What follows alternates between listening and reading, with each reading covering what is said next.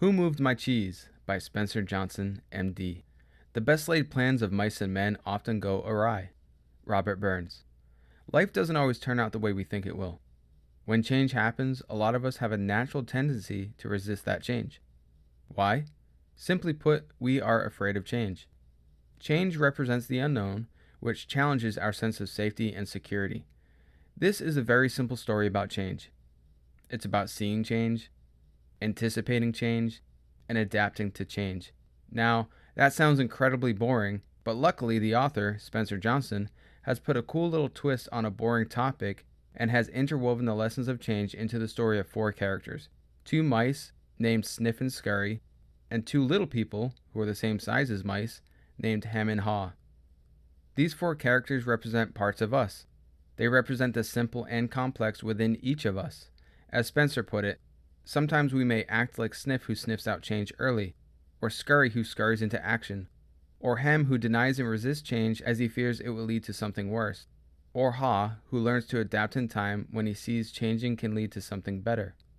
The 4 characters leave their homes in the morning and search around the maze day in and day out, searching for cheese. The cheese is a metaphor for what we want to have in life, whether that be a relationship, a career, freedom, health, a big house, and so on. The cheese represents what it is in our lives that makes us happy. It's the thing that we're always chasing. The maze represents where we spend most of our time looking for that so-called cheese, whether it be in the relationships of your life, in an organization, or in the community you live in. Let's get into the story. Sniff, Scurry, Hem, and Haw got up early each morning, put on their running shoes, and ran around the maze looking for their favorite cheese. The mice used a trial and error method to find their cheese. One would sniff and the other would scurry around. The little people used their more sophisticated brains to find the cheese. Eventually, they both found an enormous amount of cheese at Cheese Station C. All was good. They all went back to the Cheese Station C every morning, got fat on cheese, and returned home every night. This went on for a while.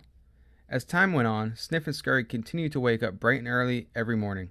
They scurried over to the cheese station, sniffed around to see if anything had changed, and then enjoyed their cheese throughout the day. Hem and Haw, on the other hand, started waking up later each morning and would walk over to the cheese station, expecting their cheese to be there.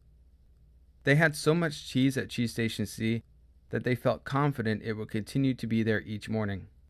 They had become a bit arrogant in their success of finding the cheese, and a bit too comfortable. As you can imagine, one day the cheese was all gone. When the mice arrived early that morning, they were not surprised.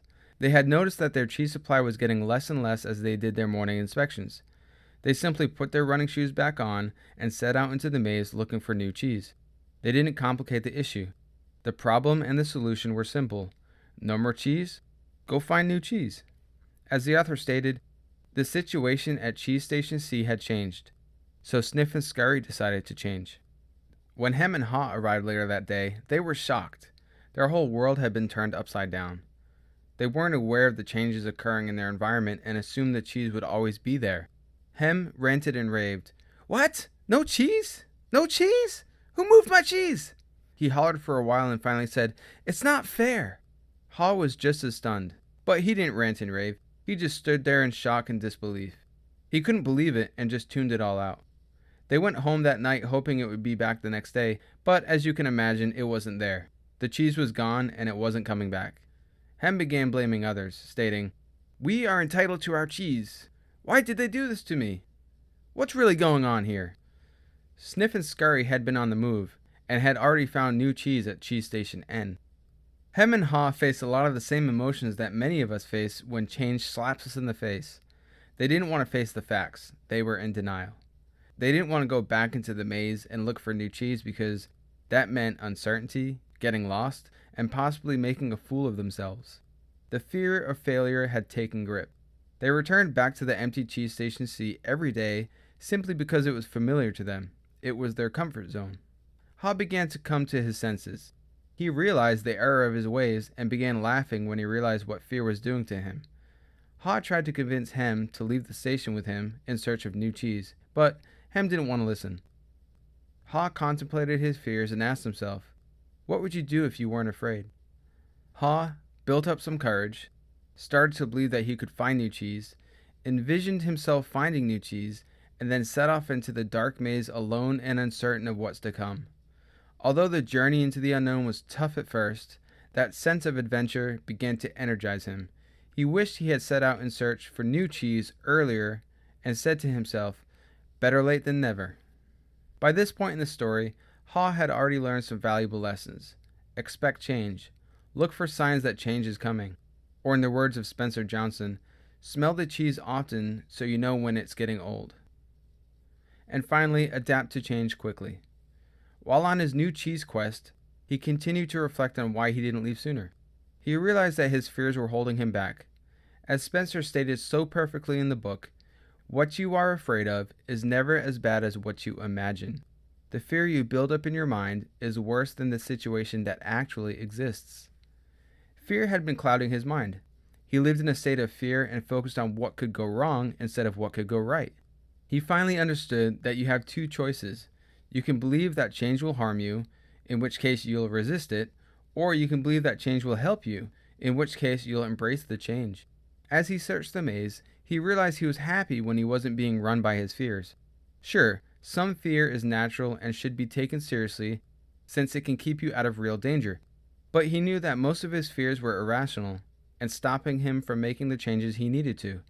Letting go and trusting in what lay ahead even though he didn't know what it was, and not letting fear stop him from his quest, was what nourished his soul and gave him strength.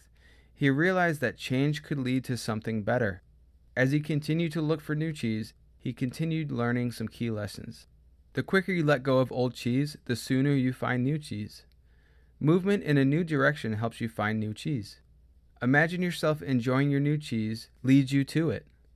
It is safer to search in the maze than remain in a cheeseless situation. When you see that you can find and enjoy new cheese, you change course. Old beliefs do not lead to new cheese. Noticing small changes early helps you adapt to the bigger changes that are to come. Ha attempted to go back and show Hem the new lessons he had learned, but Hem was still stuck in his old ways. Hem wanted his old cheese back and wasn't willing to change. Ha finally gave up and realized that Hem would have to find his own way in order to move beyond his comfort zone and face his fears. No one else could do it for him. Ha had come to the realization that the biggest inhibitor to change lies within yourself, and that nothing gets better until you change. See, the mice kept things simple. They didn't overcomplicate. They didn't overanalyze. They changed as the situation changed. The little people made these simple things quite complicated with their complex brains, belief systems, and human emotions.